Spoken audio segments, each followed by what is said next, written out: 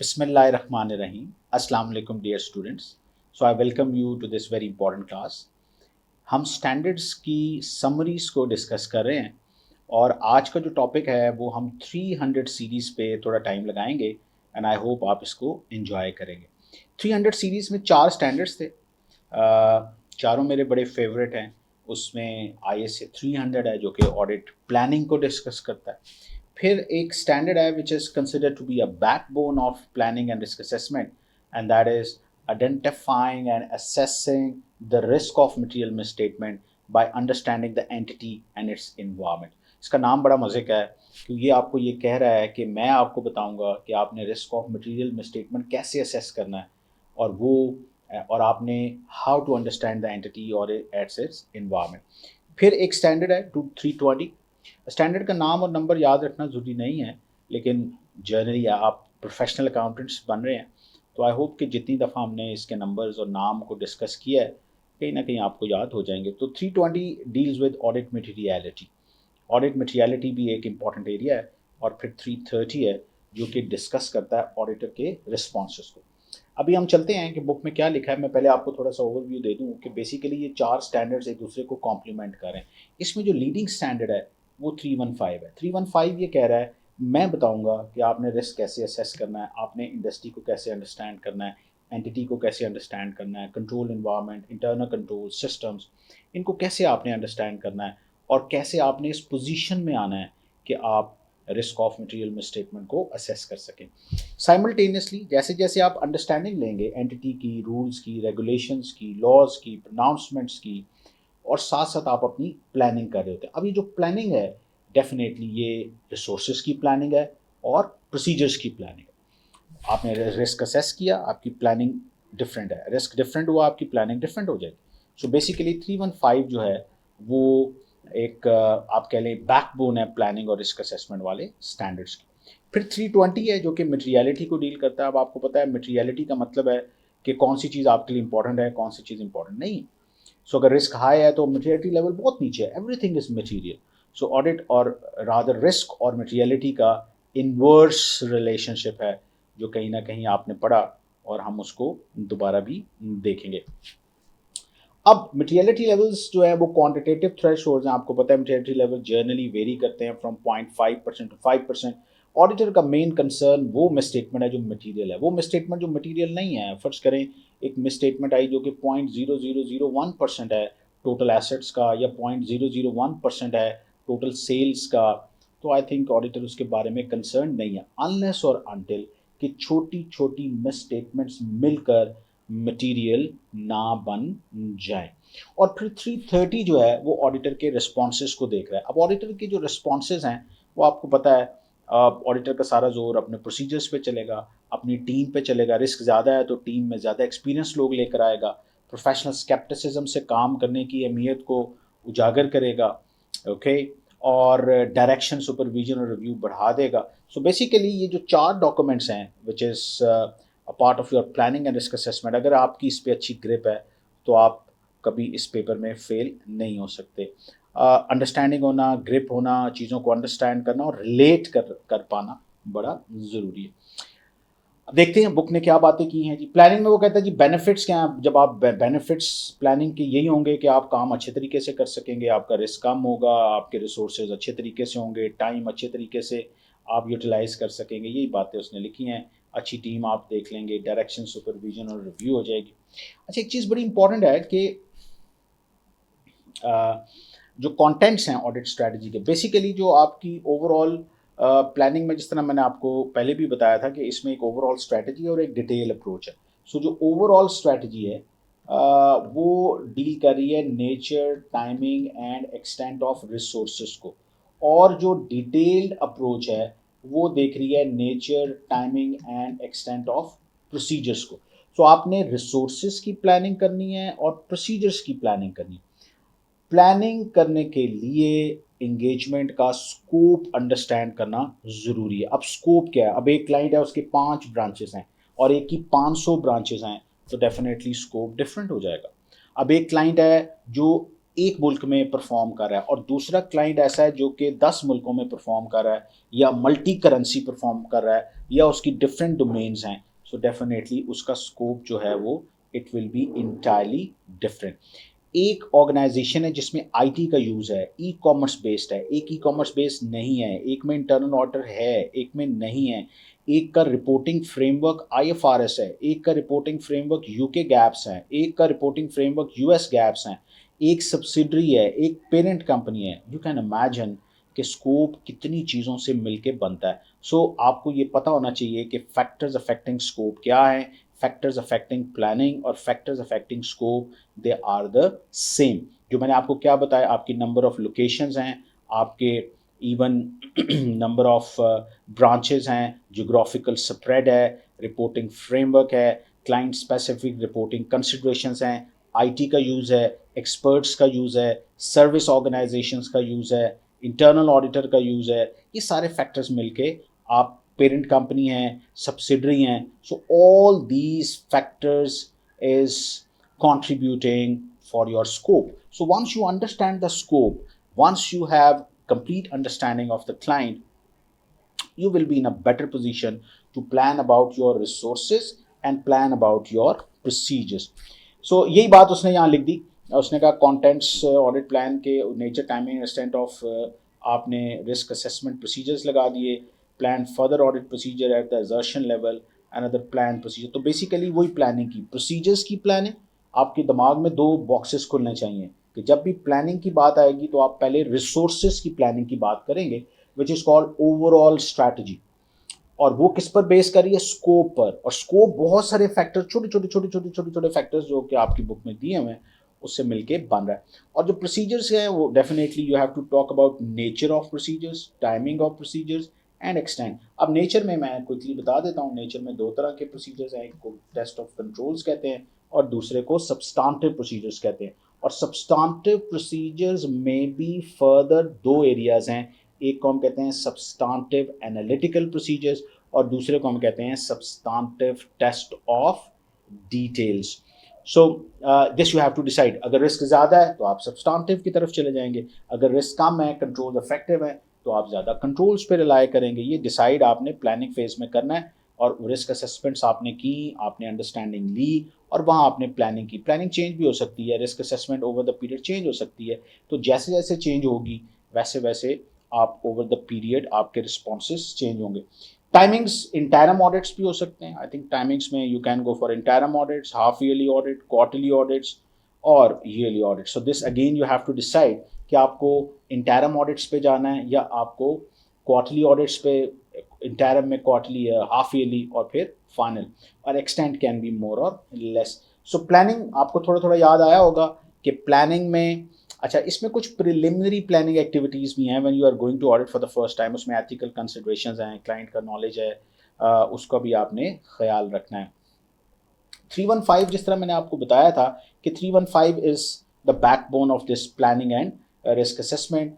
ये रिवाइज हो गया स्टैंडर्ड, इसमें कुछ नई आईटी रिलेटेड चीज़ें भी अब आ गई हैं। So identifying and assessing the risk of material misstatement by understanding the entity and its environment. अब वो कहता है कि जी आपने ऑर्गेनाइजेशनल स्ट्रक्चर देखना है, ownership, governance, business model, industry को समझना है। पहले आपने टेलीकॉम को समझना है, फिर टेलीनॉर समझ आएगा। पहले आप बैंकिंग सेक्टर को समझेंगे, फिर हबीब बैंक समझ आएगा। So you need to have detail understanding about the industry. Industry के रूल्स, रेगुलेशन, लॉज, प्रोनाउंसमेंट्स वो आपने देखनी है।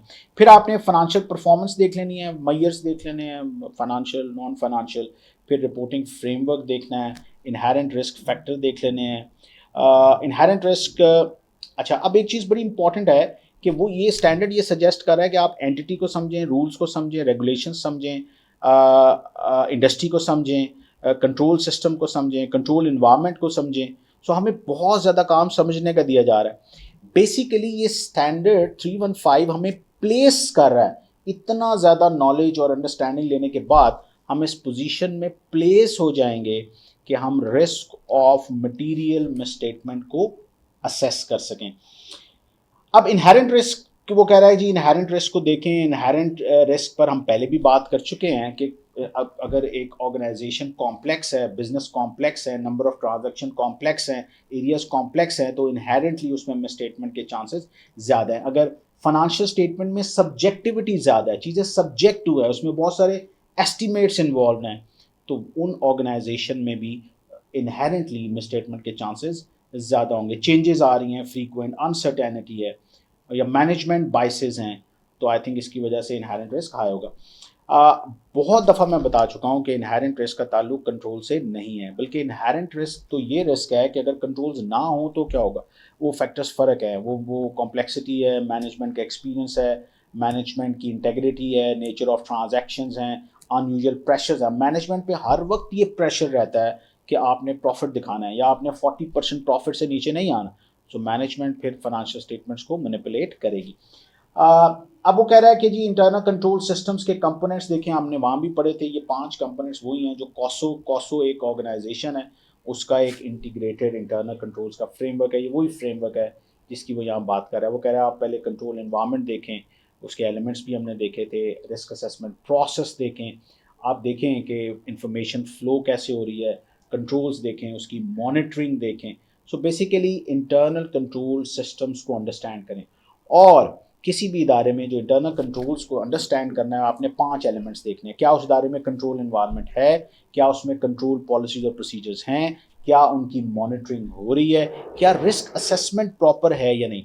सो बेसिकली अगर मैं आपको रिकॉल कराऊं तो ये जो रिस्क असेसमेंट है, बेसिकली आप रिस्क को आइडेंटिफाई कर रहे हैं, risk department wise, product wise, category wise, you identify them, you quantify them and then you go for control. So risk assessment एक ऑन गोइंग प्रोसेस है। ये ऐसा नहीं है कि आपने साल के शुरू में रिस्क असेसमेंट की और वो एंड तक रेलेवेंट रहेगी, क्योंकि चीज़ें चेंज होती रहती हैं। तो आपने रिस्क असेसमेंट प्रोसेस देखना है कितना वाइब्रेंट है, उसका मेच्योरिटी लेवल क्या है, कंट्रोल इन्वायरमेंट जो है वो आपका जो ओवरऑल एटीट्यूड है, अवेयरनेस है और एक्शंस हैं टॉप मैनेजमेंट की, वो कैसी हैं, this you have to evaluate. फिर जो उसके एलिमेंट्स थे, कंट्रोल इन्वायरमेंट के डिफरेंट एलिमेंट्स थे जो आपने पढ़े होंगे, जिसमें उसके कोड ऑफ कंडक्ट है, ओवरसाइट बाय बोर्ड है, कमिटमेंट टू कंपिटेंस है, एचआर पॉलिसीज़ हैं, रोल्स और रिस्पॉन्सिबिलिटी, उसके डिफरेंट एलिमेंट्स थे। तो आपने किसी भी इदारे के इंटरनल कंट्रोल्स को समझना है तो आपने उसकी कंट्रोल इन्वायरमेंट देखनी है, कंट्रोल पॉलिसी और प्रोसीजर्स, आपने रिस्क असेसमेंट को एवेल्युएट करना है, मॉनिटरिंग देखनी है और देखना है कि इंफॉर्मेशन का फ्लो हो रहा है या नहीं। अजर्शंस की भी बात यहाँ कहीं आई। अब वैसे तो ऑडिट एविडेंस में हमने पढ़ा था कि बेसिकली अगर मैं आपसे कहता हूँ जाएं और सेल्स का ऑडिट करें, तो आपका सवाल होगा कि मैं सेल्स में क्या ऑडिट करूँ, what I should audit. So basically you have to audit कि सेल हुई भी है या नहीं, दैट इज अक्रेंस। अगर सेल हुई है तो क्या एंटिटी की है, it's again a part of occurrence. फिर आपने देखना है कि जो जितनी सेल्स हुई हैं जो रिकॉर्ड होनी चाहिए थी वो रिकॉर्ड हो गई हैं या नहीं, that is completeness. Then you have to check accuracy, accurately record हुई है। Then you have to check cut off, कि क्या इस दफ़ा की सेल अगले साल तो नहीं चली गई, या अगले साल की सेल इस दफ़ा में तो नहीं आ गई। एंड देन क्लासिफिकेशन के सेल्स में ही रिकॉर्ड हुई। तो बेसिकली ऑडिटर ने जो एविडेंस लेनी है वो अजर्शन स्पेसिफिक है। और अजर्शंस क्या है, जो क्लाइंट की क्लेम्स हैं, मैनेजमेंट क्लेम्स हैं। मसलन अगर आप एक फाइनेंशियल स्टेटमेंट्स देखते हैं और उसमें सेल्स लिखी हुई है 2 मिलियन या 2 बिलियन, तो बेसिकली उस 2 मिलियन और बिलियन के पीछे मैनेजमेंट के कुछ क्लेम्स हैं कि सेल हुई है और हमारी है और सारी है, और इस साल की सेल पिछले साल में नहीं गई, और इस साल की सेल अगले साल में नहीं आई, या इस साल की सेल अगले साल में नहीं गई, या अगले साल की सेल इस साल में नहीं आई। तो कट ऑफ और ये सारी चीज़ें आपने उसमें देखनी है। So basically class of transactions की असर्शंस डिफरेंट थी। आपके जितने प्रॉफिट एंड लॉस आइटम्स हैं they are classes of transaction, और उसकी असर्शंस थी occurrence, completeness, accuracy, cut off and classification. On the contrary जो बैलेंस शीट आइटम्स हैं आपके, उनकी असर्शंस फ़र्क थी, जिसमें आपने एग्जिस्टेंस देखनी है, राइट्स एंड ऑब्लिगेशंस देखनी है, कंप्लीटनेस देखनी है और वैल्यूएशन है। सो आई होप यू अंडरस्टैंड कि ऑडिटर ने अजर्श, जैसे आप नॉन करंट एसेट्स का ऑडिट कर रहे हैं तो आपने देखना है कि वो एग्जिस्ट भी करते हैं या नहीं, उस पर राइट्स भी हैं या नहीं, उसकी जो कंप्लीटनेस है, वो जितने नॉन करंट एसेट्स रिकॉर्ड होने चाहिए थे वो रिकॉर्ड हो गए हैं या नहीं, और चौथी चीज़ उसकी वैल्यूएशन को आपने देखना है। तो बेसिकली इस स्टैंडर्ड में उसने ऐसी बातें की हैं। तो 315 हमें ये बता रहा है कि आपने किन किन चीज़ों को अंडरस्टैंड करना है, सिस्टम्स को, एंटिटी को, रूल्स रेगुलेशंस को, और फिर आपने इसमें कुछ रिस्क असेसमेंट प्रोसीजर्स भी थे जो यहाँ उसने नहीं बताए। लेकिन आई होप कि आप जब उस चैप्टर को गौर से पढ़ेंगे तो आपने ये सारी अंडरस्टैंडिंग लेने के बाद रिस्क असेस करना था कि रिस्क क्या है, हाई है, मीडियम है, लो है। ओके, तो रिस्क असेस करने का फ़ायदा प्लानिंग में भी होगा और रिस्क असेस करने का फ़ायदा आपको मटेरियलिटी लेवल सेट करने में भी होगा। अब ये जो मटेरियलिटी लेवल्स थे ये जर्नली क्वांटिटेटिव थ्रेशोल्ड हैं जो नॉर्मली वेरी करते हैं from 0.5% to 5%। For profit and loss item हम उसका परसेंटेज ले लेते हैं सेल्स का, नेट प्रॉफिट का, and for balance sheet item we normally take a percentage of total assets और net assets and the range from 0.5% to 5%। Basically materiality levels हमें ये बताते हैं कि कौन सी चीज़ हमारे लिए इंपॉर्टेंट है या नहीं, और उसका ताल्लुक रिस्क के साथ इन्वर्स है। अब मटेरियलिटी लेवल्स में हमने एक परफॉर्मेंस मटेरियलिटी का वर्ड भी सुना था जो कि which is lower than your original materiality levels. So basically, materiality levels are quantitative thresholds. Different materiality levels can be set for different classes of transactions and account balances. अब हो सकता है कि आपके materiality levels जो हैं वो very कर रहे हों और आप you can set as many as materiality levels for different classes of transactions and account balances. But एक overall materiality level भी होगा। मटेरियलिटी लेवल का यूजेज क्या है, अब ये बड़ा इंपॉर्टेंट सवाल है। आपने मटेरियलिटी लेवल सेट करना है तो इसका यूजेज क्या है। तो बेसिकली मटेरियलिटी लेवल के दो यूजेज थे। एक तो ये हमें हेल्प करते हैं determining the nature, timing and extent of procedures. अगर मटेरियलिटी लेवल कम है तो इसका मतलब है रिस्क हाई है, इसको कम करने के लिए प्रोसीजर्स ज़्यादा लगाने पड़ेंगे। अब फर्ज करें आपने प्रोसीजर्स लगा लिए, आपने मिस स्टेटमेंट आइडेंटिफाई कर लिया। अब आपका जो जूनियर है वो आपके पास आया कि सर मैंने बहुत सारी मिस स्टेटमेंट्स पकड़ ली हैं, बहुत सारी मैं स्टेटमेंट्स आइडेंटिफाई कर लिया, मुझे बताएं इनका क्या करना है। तो आपका सिंपल आंसर क्या होगा कि आप इनको चेक करें कि ये आपके मटेरियलिटी लेवल को अप्रोच कर रही हैं या नहीं। सो तो दूसरा यूजेज है, पहला यूजेज मटेरियलिटी लेवल का, they will help you in determining the nature, timing and extent of procedures, and secondly they will help you in evaluating the effect of miss statement. Miss statements जो हैं उसका effect देखने में, अब first करें एक materiality आपने एक मिस स्टेटमेंट आइडेंटिफाई कर ली, now you have to check either this misstatement is material और नॉट। तो फिर हमने करना क्या है, हमने उस मिस स्टेटमेंट को उस मटेरियलिटी लेवल के साथ चेक करना है कि is it approaching or materiality level, if yes that means material need to be fixed, need to be corrected, और अगर वो मटेरियलिटी लेवल से नीचे है तो फिर आपने एग्रीगेट देखना है कि क्या छोटी छोटी मिस स्टेटमेंट्स मिलकर तो मटेरियल नहीं हो रही। So these are two usages of materiality level. Quantitative thresholds हैं, रिस्क के साथ उसका इन्वर्स रिलेशनशिप है, और दो जगहों पे मटेरियलिटी लेवल्स हमें फैसिलिटेट करें।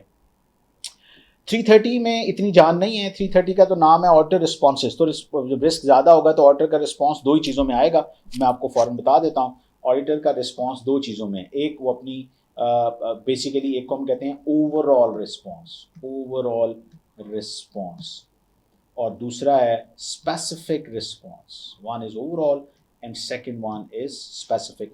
अब ओवरऑल रिस्पॉन्स किससे रिलेट करेगा, nature, timing and extent of resources.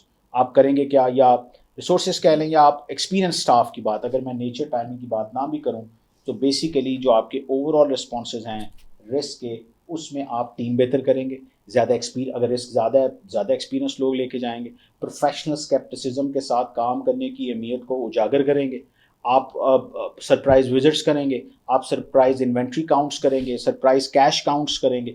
So basically आप ओवरऑल रिस्पॉन्सेज में अगर रिस्क ज़्यादा है तो आप टीम बेहतर करेंगे, आप स्केप्टिसिज्म के साथ काम करने की अहमियत को उजागर, आप डायरेक्शन, सुपरविजन और रिव्यू को इन्हांस करेंगे, सरप्राइज विजिट्स करेंगे। और जो स्पेसिफिक रिस्पॉन्स हैं वो डेफिनेटली हमें पता है वो nature, timing and extent of procedures हैं। रिस्क ज़्यादा है तो आप ज़्यादा सब्सटेंटिव प्रोसीजर्स लगाएंगे, और अगर रिस्क कम है तो फिर आप ज़्यादा टेस्ट ऑफ कंट्रोल्स पे रिलाई करेंगे। ये सिंपल रीडिंग है जो हमने देखनी है। तो बेसिकली जो चार डॉक्यूमेंट्स हैं, आई थिंक मैंने कोशिश की कि मैं आपको इसका कंपैरेटिव भी दूं और आप इन चारों डॉक्यूमेंट्स को एक ही टाइम पे एंजॉय करें। आई होप कि आपको कुछ चीज़ें रिकॉल हुई होंगी। सो आप इन चीज़ों को अपने मेन जो लेक्चर्स हैं उसके साथ भी पढ़ें, बुक के साथ भी रिलेट करें। Take very good care of yourself. So see you in the next class. Thank you.